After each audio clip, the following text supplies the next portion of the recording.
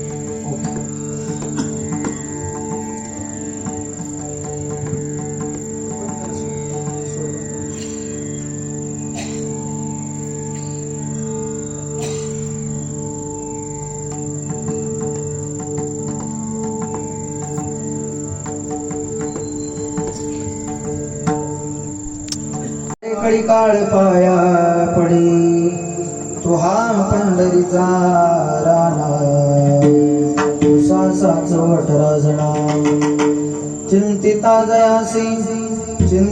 जयासी भुक्ती मुक्ती कामारी दासी तो हा पंढरीचा राणा सासा चवट राजणा वैकुंठासी जाणे तुका म्हणे ज्याच्या नावे तो हा पंढरीचा राणा तुसासा चोट राजा विठाला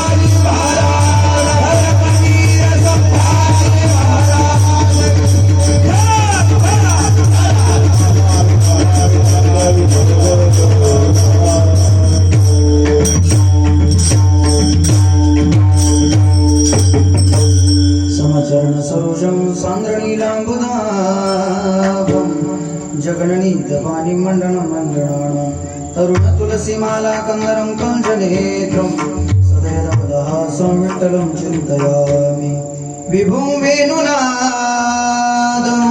चरन्तं दुरन्तं स्वयं लीलया गोपवेशं ददामि गवामृन्दकानन्दनं चारुहासं परब्रह्मलिङ्गं भजे पाण्डुरङ्गं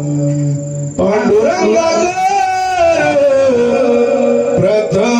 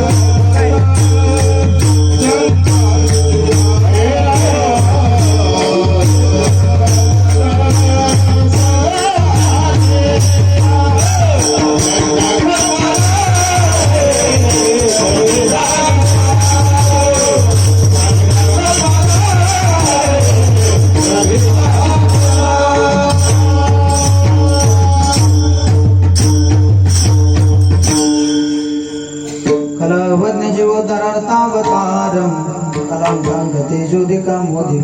कलाणीशवादापणोदारदक्षं समाधिस्थं वृत्तिं भजे ज्ञानदेव ॐ नमो ज्ञानेश्वरा करुणाकरा दयाळो पावन झालो चराचरी लोकाभिराम गधीरं राजीव नेत्रं रघुभूषणातं कारुण्यरूपं करुणाकरं श्रीरामचन्द्रं शरणं प्रपद्ये मनोजवं मारुततुल्यवेगं जितेन्द्रियं बुद्धिमतां वरिष्ठं वातात्मजं वानरायुधमुख्यं श्रीरामदूतं शरणं प्रपद्ये अष्टसिद्धिनो निधि के दाता दुखियों के तुम भाग्य विधाता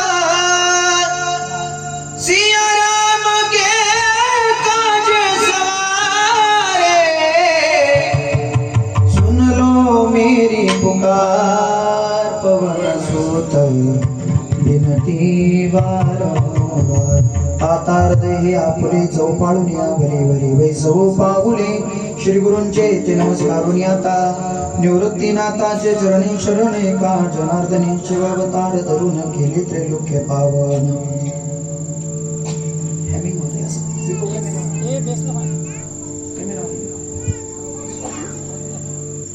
कैलास राणा शिवचंद्र फणींद्र माता मुकुटी जळाळी कारुण्य सिंधू भव दुःखारी तुझ वीण शंभो मज कोण तारी जया पूजले आदरे पांडुरंगे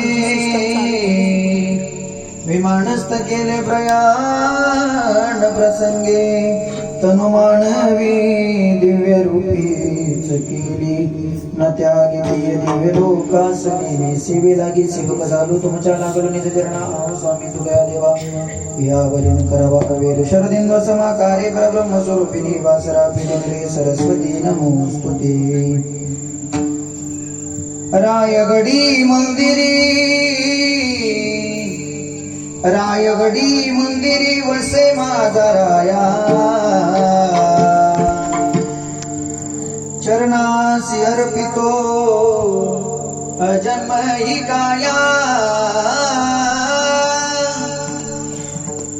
जगदीश्वरा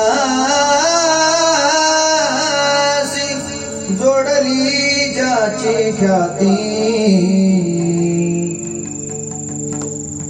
प्रथम तुम्हा वंदितो राजा शिवछत्रपती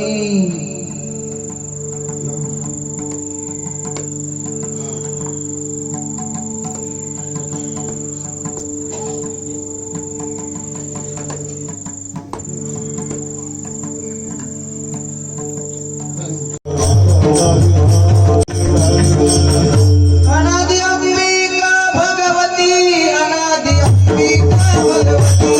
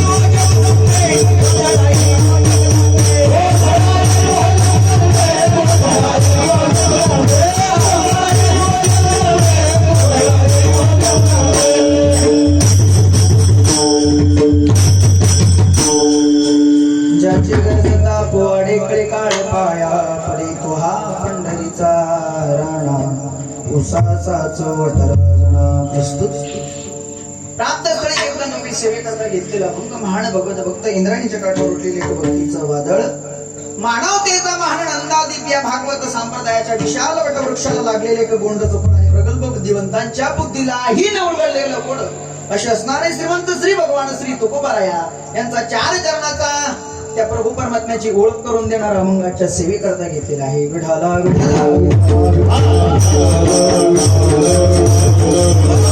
या भंगाद्वारे जगद्गुरु तुकोबाराय सांगतात ऐका ज्याचे गरजता पोवाडे ज्याचे पोवाडे गायल्यानंतर ज्याचं नामस्मरण केल्यानंतर होणार काय कळी काळ पाया पडे अख्ख्या जगावरती ज्या काळाची सत्ता आहे महाराज सांगतात तो काळ सुद्धा तुमच्या पाया पडेल कशामुळं ज्याचे गरजता पोवाडे महाराज आला आमच्या लक्षात पोवाडे गायचे भजन करायचं पण कोणाचं तुकोबाराय सांगतात त्या देवाचं भजन करायचं कोणत्या देवाचं तो हा पंढरीचा राणा जो पंढरपूरचा राजा आहे जो तिथला राणा आहे त्याचं भजन करा कळी काळ तुमच्या पाया पडेल. माझं खोटं वाटत असेल तर पुसा 6 चौक 18 जणा 4 वेद 6 शास्त्र 18 पुराणांना विचारा त्याचं भजन केल्यानंतर चिंतन केल्यानंतर महाराज फलश्रुती काय फायदा काय चिंतिता जयासी त्याचं चिंतन करा होईल काय भुक्ती मुक्ती कामारी दासी भुक्ती म्हणजे भोग मुक्ती म्हणजे मोक्ष तुमच्या घरी दासी म्हणून राहतील हा त्याच्या नामाचा परिणाम आहे.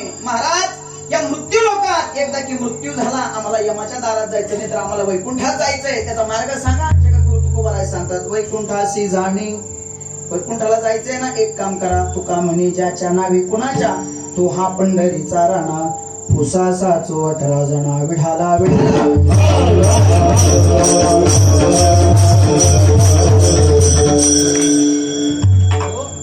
सेवेला सुरुवात करण्यापूर्वी अल्पसा प्रेरणेचं महत्व असा की आपण सर्व या ठिकाणी कशाच्या निमित्ताने जमलेलो आहोत हे सगळ्यांना माहित असलं ज्ञात असलं तरी वक्त्याचं प्रधान कर्तव्य नाही. याप्रमाणे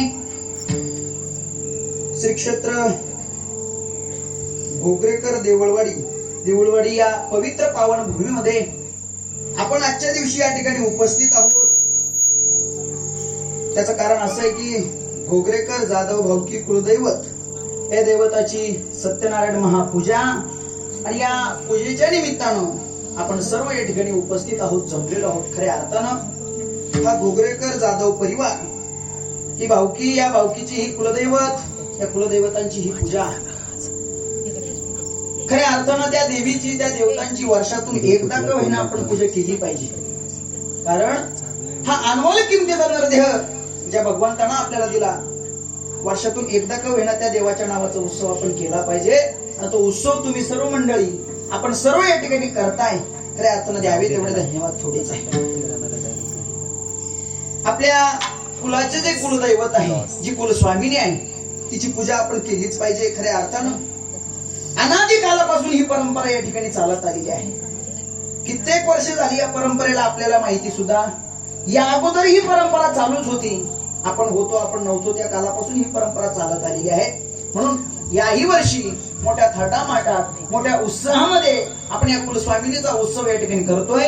खऱ्या अर्थाने द्यावे तेवढे धन्यवाद थोडेच आहे. एखादा बाप आपल्या मुलीचं लग्न जसं थाटात लावतो, लाडक्या लेकीचं लग्न जसं बाबा थाटात लावतो, तसं आपण या कुलस्वामिनीचा उत्सव मोठ्या थाटात करताय. एकदा तुमच्या करता तुम्ही टाळी वाजवा. खऱ्या अर्थाने हे घोगरेकर जाधव भावकी हा मोठा परिवार, जाधव भावकी असेल, अन्य परिसरातून आलेली सगळे पाहुणे मंडळी असतील, ग्रामस्थ मंडळी असतील, भजनी मंडळ असतील, सगळ्यांचा सहभाग या कार्यक्रमामध्ये विशेषत्वानं आहेत. खऱ्या अर्थानं त्यामध्ये हरिभक्तीपरायण आमचे कृष्णा माऊली जाधव असतील, त्याचप्रमाणे ज्यांच्या माध्यमातून या ठिकाणी तुमच्या सगळ्यांचा दर्शनाचा योग आला, आमचे भागीराम महाराज, वा, त्यांच्याकरता एकदा टाळी वाजवा.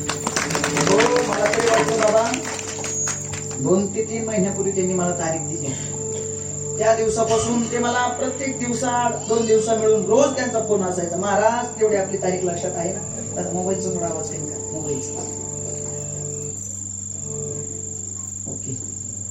असं त्यांची म्हणून प्रत्येक वेळी त्यांनी मला आठवण करून दिली, महाराज आमच्या कार्यक्रमाला वेळेवरती उपस्थित राहा, असा कार्यक्रम आहे, तसा कार्यक्रम आहे. म्हणून खूप गोड त्यांचा स्वभाव आहे. त्यांच्याही चरणावरती वंदन करतो, प्रणाम करतो. आणि खऱ्या अर्थानं मृदंगाचार्य असतील, गायनाचार्य असतील, दोन्ही इंद्रासारखे वाजवणारे खूप गोड भगवान परमात्म्याने त्यांच्या हातामध्ये जादू दिलेली आहे. एकदा मृदंगाचार्यांकरता जोरदार खूप गोड त्यांच्या हातात भगवंतानं गोडवा दिलेला आहे. त्यांच्याही चरणावरती नतमस्तक होतो, वंदन करतो. आणि या बाजूला सगळेच गायनाचार्य, टाळकरी मंडळी सगळेच या ठिकाणी उपस्थित आहेत. बरीचशी नाव या ठिकाणी आहेत. अशा सगळ्यांच्या चरणावरती मी सगळ्यांना वंदन करतो, प्रणाम करतो. सगळ्यांच्या चरणावरती नतमस्तक होतो. वेणेकरी बाबा असतील, आमचे महाराज असतील, त्यांनाही वंदन करतो, प्रणाम करतो. साऊंड सिस्टम वाले दादा तुम्हालाही वंदन करतो, प्रणाम करतो. महिला वर्ग तुम्हालाही वंदन करतो, पुरुष वर्ग तुम्हालाही वंदन करतो. सगळ्यांच्या चरणावरती एकदा नतमस्तक होतो आणि याच ठिकाणी कीर्तन सेवेला सुरुवात करतो. मस्तक हे पायावरी,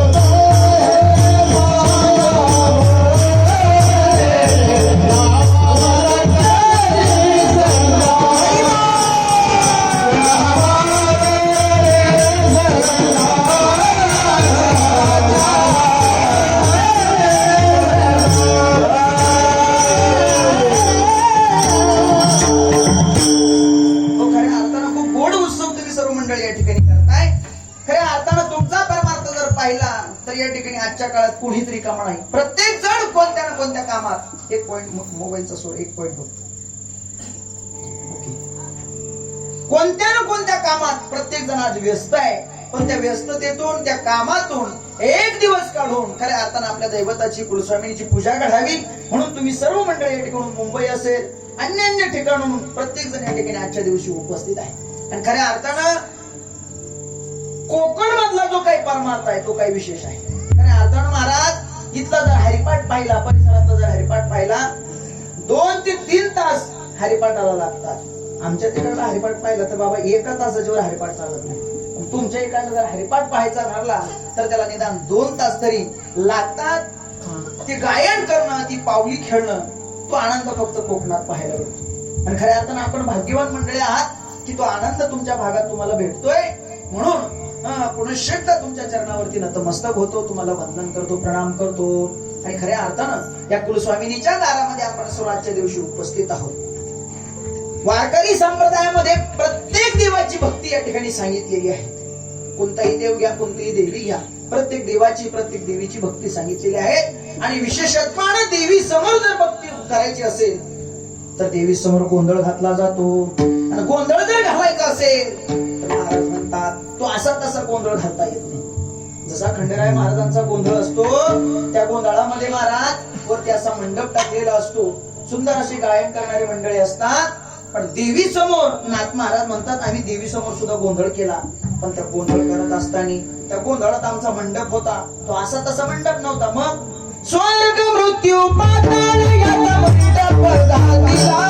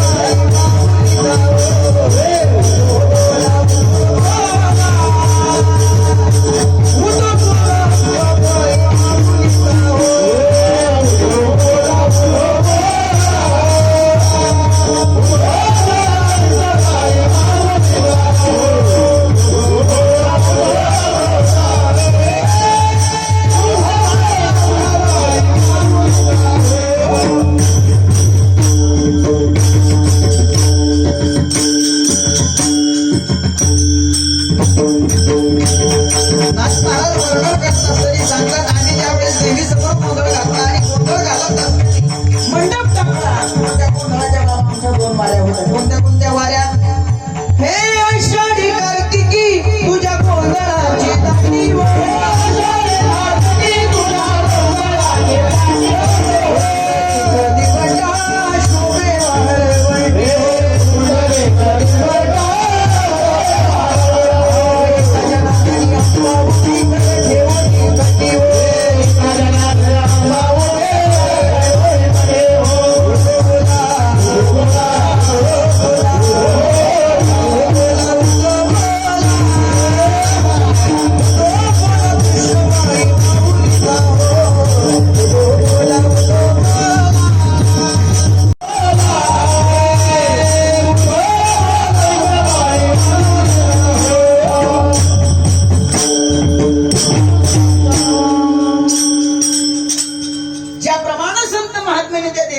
देवासमोर गोंधळ घातला त्याचप्रमाणे आजच्या दिवशी सुद्धा या देवी समोर, या कुलस्वामिनी समोर आपल्याला गोंधळ घालायचा आहे. पण तो गोंधळ वारकरी संप्रदायाला धरून घालायचा आहे. विठाला विठाला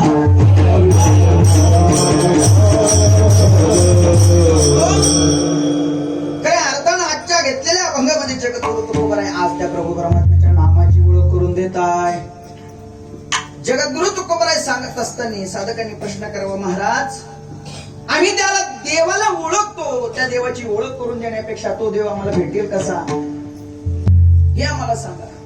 जगद्गुरु तुकोबारायला माहिती होतं गोष्ट मिळण्याच्या अगोदर बाबा गोष्ट कळणं महत्वाचं आहे. एखादी वस्तू प्राप्त होण्याच्या अगोदर तिचं ज्ञान येणं गरजेचं आहे. बाबा मृदंग तुम्हाला भेटायला पाहिजे होता का मृदंग तुम्हाला यायला पाहिजे होता? मृदंग यायला पाहिजे, भेटून उपयोग नाही. तो वाजवायचा कसा याचं जर ज्ञान नसेल तर प्राप्त होऊन सुद्धा उपयोग नाही. वस्तू मिळण्यापेक्षा वस्तू कळणं महत्वाचं आहे. तसं महाराजांना माहिती होतं देव एरवी तर आपल्याला प्राप्त आहे बाबा, पण प्राप्त असून उपयोग नाही, देव आपल्याला कळणं गरजेचं आहे. चिखलामध्ये बाबा कमळ उगतं, चिखलामध्ये कमळ उगतं, त्या कमळाच्या शेजारी बेडूक राहतो. बरोबर, बेडूक राहतो. बाबा मला उत्तर द्या, तो बेडूक रोज किती त्या कमळाच्या फुलामधला मकरंद सेवन करतो? किती करतो? तो चिखलच खातो. बरोबर ना? सुगंध त्याला प्राप्त आहे. हा एवढा महाराज कुठून धरून आणला? बरोबर, असा विचार चालू राहतो लोकांच्या डोक्यात. काय असतं महाराज, हायवे आपल्याला इथं जवळ. बरोबर, हायवेच्या कडाला जर 12 टायर ट्रक बाबा पंक्चर झाला, ड्रायव्हर काय करतो? साईडला लावतो. त्या ट्रक मध्ये छोटीशी वस्तू,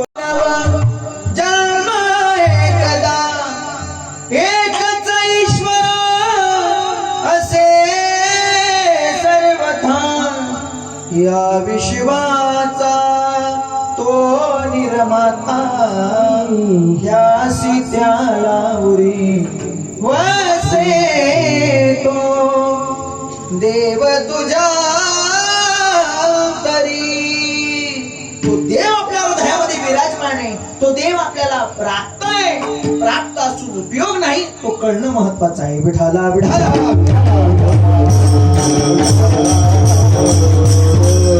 वर्णन करतात. तो देव आहे, तो देव तुमच्या जवळच आहे, फक्त शोधावं लागेल. कुठे? हृदय मन शोधून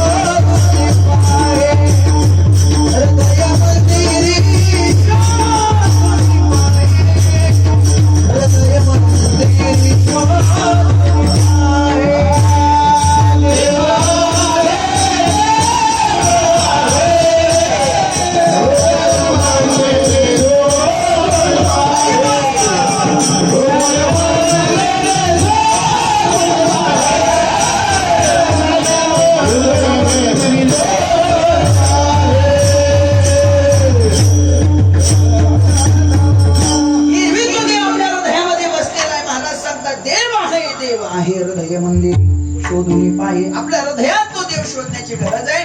हिरवी तो देव आपल्याला प्राप्त आहे. सर्वागती राम देहादे सूर्यप्रकाश सहस्ररश्मी. तो देव आपल्या हृदयामध्ये विराजमान आहे.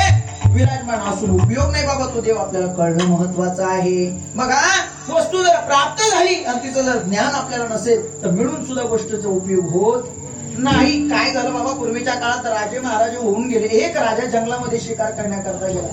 शिकार करण्याकरता गेला, त्याच जंगलामध्ये एक लाकूड थोड्या लाकडं तोडत होता. राजा शिकारीमध्ये व्यस्त होता आणि त्या राजाच्या पायाजवळ भयानक विषारी असणारा साप आला. आता तो साप काही मिनिटांमध्ये, काही क्षणामध्ये राजाला चावणार होता. लाकूड तोड्यानं पाहिलं राजाला साप चावणार आहे. काही मिनिटांमध्ये आपल्या राज्याचा राजा निघून जाईल. तो लाकूड तोड्या पळत गेला, राजाला बाजूला लुटून दिलं. राजा खाली पडला. विचारलं का लुटलंस? तर साप चावणार होता. उत्तर दिलं. राजा खुश झाला. माझा प्राण वाचवला, माझा जीव वाचवला, सांग तुला काय पाहिजे? लाकूड तोड्या म्हणला मला काही नको. पण राजाने आपल्या राज्यात त्याला घेऊन गेला आणि आपल्या वाड्या शेजारचा 500 एकर चंदनाचा भाग त्या लाकूड तोड्याला भेट दिला. किती एकर? 500 एकर. बरोबर, 500 एकर आपल्याला घ्यायचं नाही आणि तुम्हाला मला द्यायचं सुद्धा. त्याच्यामुळं 500 एकर चंदनाची बाग त्या लाकूड तोड्याला राजाने भेट दिली आणि त्याच्यावरती महाराज 10 वर्ष निघून गेले. किती? 10 वर्ष निघून गेले. 10 वर्षापर्यंत राजाची लाकूड तोड्याला भेट नाही, लाकूड तोड्याची राजाला भेट नाही. आणि 10 वर्षानंतर राजा राज्यामध्ये फिरण्याकरता निघाला. डोक्यात विचार आला, 10 वर्षापूर्वी आपण एका लाकूड तोड्याला 500 एकर चंदनाची बाग भेट दिली होती. राजाच्या डोक्यात विचार होता, मोठा बंगला झाला असेल, मोठा राजवाडा बांधला असेल, नोकर चाकर सेवेसाठी ठेवलेले असतील, घोडे असतील, रथ असेल, मोठ्या वैभवामध्ये लाकूड तोड्या आता राहत असेल, असा विचार राजाच्या डोक्यात होता. लाकूड तोड्याच्या घराच्या दिशेनं राजाने आपला रथ काढला. जसं जसं राजा लाकूड तोड्याच्या दिशेनं जात होता, लाकूड तोड्याची परिस्थिती राजाने तिथे जाऊन पाहिली. मोडकी झोपडी होती आणि त्या झोपडीमध्ये तो लाकूड तोड्या झोपलेला होता. राजाने विचार केला 10 वर्षापूर्वीला चंदनाची बाग भेट दिली होती. किती? 10 वर्षापूर्वी. ती पण 500 एकर चंदनाची बाग. राजाने त्याला बोलवलं, म्हणे बाबा तुला 10 वर्षापूर्वी 500 एकर चंदनाची बाग भेट दिली होती, काय केलं? लाकूड तोड्याने हात जोडले, म्हणे महाराज खूप उपकार झाले तुमचे. पूर्वी मला पहाटे उठावं लागायचं, जंगलात जावं लागायचं, लाकडं तोडावं लागायचे, घरी आणावं लागायचे, ते मग जाळायचे, त्याचा कोळसा करायचा, मग बाजारात विकायचा. एवढी माझी वनवन व्हायची दिवसभर. पण तुम्ही मला माझ्या झोपडी शेजारी 500 एकर चंदनाची बाग भेट दिली, इतके उपकार झाले. मी पहाटे उठायचो तर आता 8 वाजता उठायचो, कुऱ्हाड घ्यायचो, चंदनाच्या बागेत जायचो, चंदन तोडायचो, लाकूड तोडायचो, घरी आणायचो, कोळसा करायचो, बाजारात नेऊन. राजाने डोक्याला हात लावला आणि मूर्खा किती चंदन शिल्लक आहे? काय नाही म्हणे राजेसाहेब, एवढं लाकूड तोडून आणलेलं आहे, एवढं जाळायचं, याचा कोळसा करायचा आणि बाजारात नेऊन. राजानं सांगितलं, मी सांगतो त्या पत्त्यावरती हे चंदनाचं लाकूड घेऊन जा. त्या चंदनाच्या व्यापाऱ्याचा पत्ता राजानं त्याला दिला. त्या व्यापाऱ्याकडे लाकूड तो घेऊन गेला आणि त्या लाकडाच्या तुकड्याचे त्या चंदनाच्या व्यापाऱ्यानं त्याला 5,000 रुपये दिले. किती? 5,000. म्हणजे 5,000 हातात आल्यावरती त्या लाकूड तोड्यानं डोक्याला हात लावला. चंदनाची बाग किती एकराची होती? 500 एकराची. चंदनाची बाग 500 एकराची होती. छोट्याशा तुकड्याचे त्याला किती दिले? 5,000. चंदनाचा काय भाव चालू आपल्याला माहिती. ते पुष्पा पिक्चर जर कोणी पाहिला असेल तर चंदनाचा काय व्यापार आहे ते आपल्याला समजतं. त्यानं डोक्याला हात लावला. 500 एकर चंदनाची बाग होती. एक झाड जरी विकलं असतं तरी आयुष्यभर आरामात जीवन जगला असता. मला सांगा, चंदन त्याला मिळालं होतं का चंदन त्याला कळालं होतं? बोला ना, बोला ना. चंदन मिळालं होतं, कळालं नव्हतं. तसं मनुष्य जीवन आपल्याला मिळालंय, पण मनुष्य जीवन आपल्याला कळालं नाही. म्हणून देव जरी आपल्याला मिळाला असेल पण देव आपल्याला कळाला नाही. म्हणून तुकोबारायला माहिती होतं देव मिळून उपयोग नाही, देव कळणं गरजेचं आहे. म्हणून तुकोबाराय म्हणतात, ऐका ना, तो देव जर कळून घ्यायचा असेल तर तुम्हाला अगोदर त्याचे पोवाडे गावे लागतील. महाराज पोवाडे गायले, नामस्मरण केलं, फायदा काय? जगद्गुरु तुकोबाराय सांगतात, ऐका ना, अख्ख्या जगावरती ज्या काळाची सत्ता आहे तो काळ अख्ख्या जगाला खाण्याकरता टपलेला आहे ना. तुम्ही त्या देवाचे पोवाडे गा, तुम्ही त्या देवाचं भजन करा, तो काळ सुद्धा तुमच्या पाया पडेल. अभंगाचं पहिलं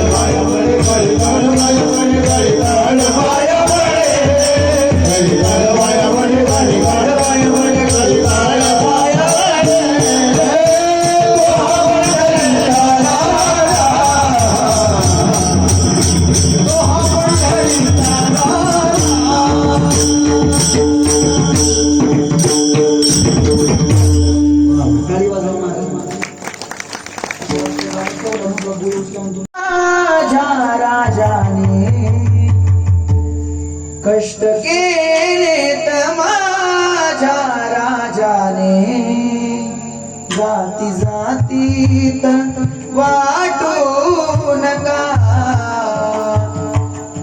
कष्ट केले माझ्या राजाने, जाती जातीत वाटू नका. स्वराज दिले रयतेला,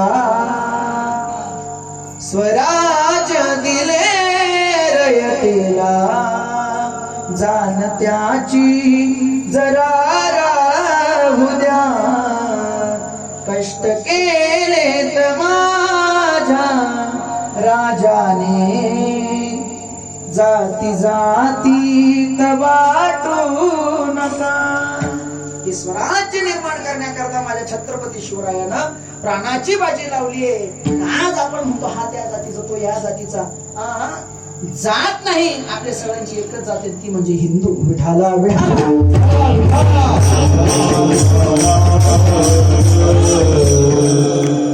माझा विषय बाजूला गेला होता. पोवाडे या शब्दाचं आपण शब्द वाचला की डोळ्यासमोर आपल्याला छत्रपती शिवाजी महाराज उभे राहतात आणि राहिलेच पाहिजे तेवढे त्यांचे आपल्यावरती उपकार आहेत.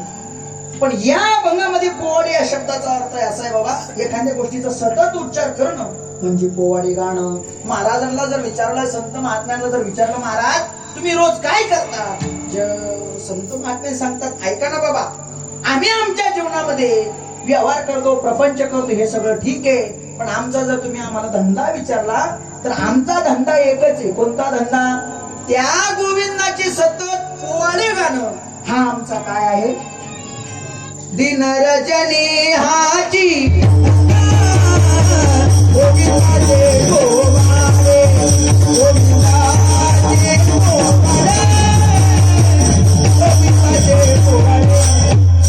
दिन रजनी हाची गोविंदाचे गोवारे, गोविंदाचे गोवारे, गोविंदाचे गोवारे.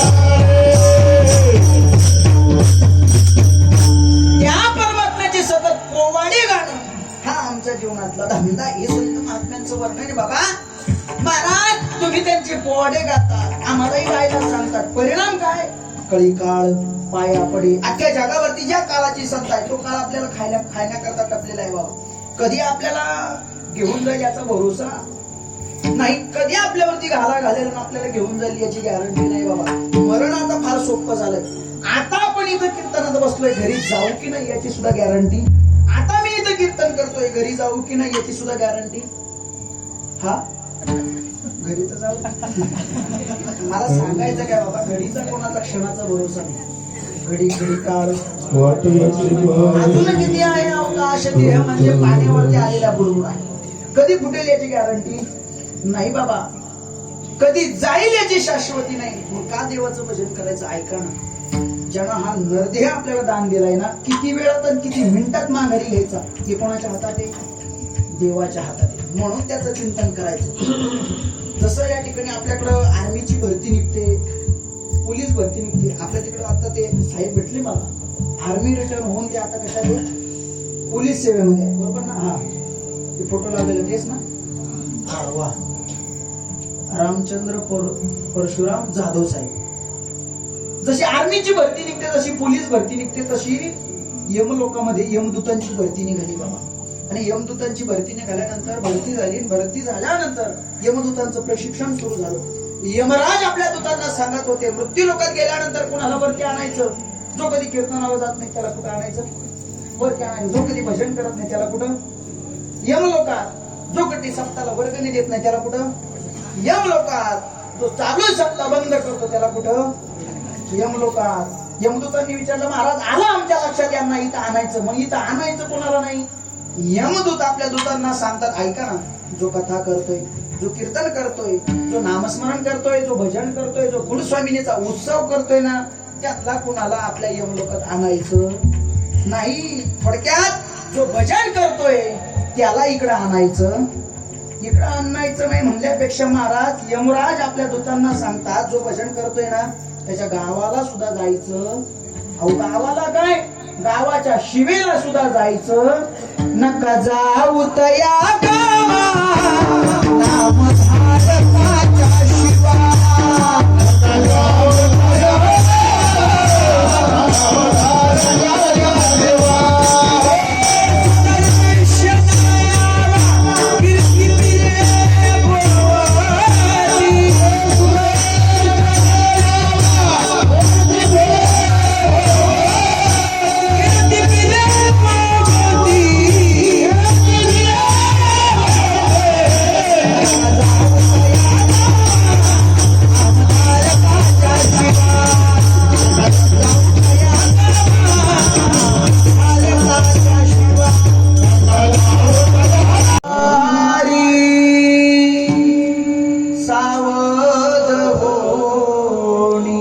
भजे